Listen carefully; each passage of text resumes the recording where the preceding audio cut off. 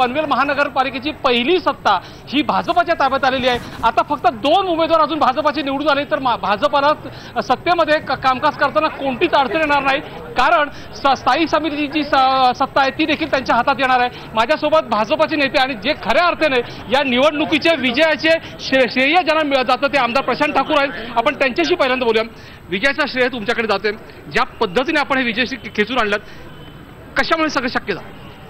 भारतीय जनता पार्टीचे पंतप्रधान नरेंद्र मोदी यांनी आज शपथ घेतलेल्या 3 वर्ष पूर्ण होत आहेत। खऱ्या अर्थानं जर विजयाचं श्रेय कोणाला दिलं पाहिजे तर देशाचे पंतप्रधान नरेंद्र मोदी यांना दिलं पाहिजे। राज्याचे मुख्यमंत्री देवेंद्र फडणवीस काल अपघातातून वाचले, पण तरी आज या ठिकाणी संपूर्ण राज्यामध्ये वेगवेगळ्या कामांच्या निमित्तानं फिरतायत। त्यांची जी मेहनत आहे या मेहनतीला याचं श्रेय दिलं पाहिजे आणि या नेतृत्वावरती पनवेलच्या जनतेनं विश्वास ठेवलाय, त्या पनवेलच्या जनतेला या विजयाचं श्रेय जातं आणि निश्चितपणानं हा विश्वास सार्थ करून दाखवणं ही आमची याच्या पुढच्या काळातली जबाबदारी आहे। काय नक्की शेकापचं चुकलं? शेकापचे एवढे पिछाडवरती जाण्यामागे काय नक्की? आरोप प्रत्यारोप तर खूप मोठ्या प्रमाणात झाले। शेतकरी कामगार पक्ष केवळ प्रचाराच्या माध्यमातून मोठा होता आणि हे आम्ही सातत्यानं सांगत होतो, पण उमेदवार या ठिकाणी असं आहे की स्पर्धा रंगवल्याशिवाय कदाचित माध्यमांनाही त्याच्यामध्ये खूप रस येत नसावा आणि म्हणून कदाचित हे घडतंय। पण निश्चितपणानं या परिसरामध्ये जो ग्रामीण भाग होता त्या ग्रामीण भागामध्ये शेतकरी कामगार पक्षाच्या ताब्यामध्ये सत्ता होती।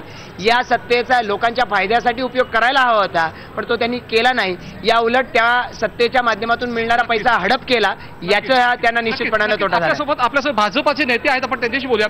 महेश वादी, तुम्ही काय सांगाल? युतीची चर्चा सुरू झाली, मात्र युती फिसकटली। शिवसेनेने आपल्या पायावर धोंडा मारून घेतला। महापालिकेच्या पहिल्या सत्तेमध्ये ते कदाचित आज सहभागी होऊ शकले असते। त्यांना अंगावर गुलाल घालून घ्यायची सवयच विसरून जायची असं त्यांच्या नेतृत्वाने ठरवलेलं आहे। त्याच्यामुळे त्यांनी झालेली युती तोडली। सह्या झालेली युती, एक केंद्रीय मंत्री एका कागदावर सही करतो युतीच्या, त्यांचा जिल्हाध्यक्ष आमदार सही करतात, पण त्यांना झुकारून सुद्धा काही जण स्वतःच्या वैयक्तिक स्वार्थाकरता शेतकरी कामगार पक्षाचे तळवे चाटतात।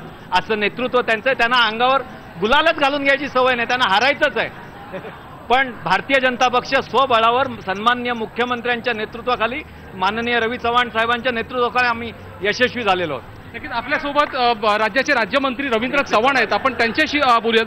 चव्हाण साहेब, काय म्हणाल? एका बाजूला भाजपा, दुसऱ्या बाजूला शिवसेना स्वबळ आणि तिसऱ्या बाजूला शेतकरी कामगार पक्ष, दोन्ही काँग्रेस, खूप मोठ्या प्रमाणात भाजपा पुढे सरसावली आहे। ह्या आघाडीचं फारसं यश दिसत नाही, काय सांगा तुम्ही? म्हणाल माननीय पंतप्रधान